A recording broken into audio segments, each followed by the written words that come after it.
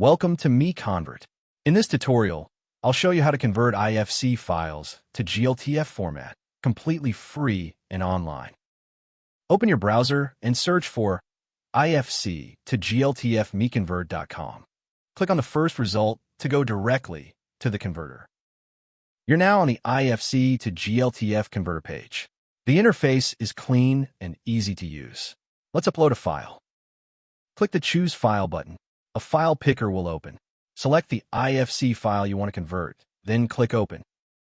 Your file is loaded and ready. You can see the file name, size, and target format. Click Convert now to start the conversion. The conversion is in progress. You can see the progress bar moving. This usually takes just a few seconds. Done. Your file has been converted successfully. Click Download to save the GLTF file to your computer. That's it. Visit MiConvert.com for more free conversion tools. Subscribe for more tutorials. Thanks for watching.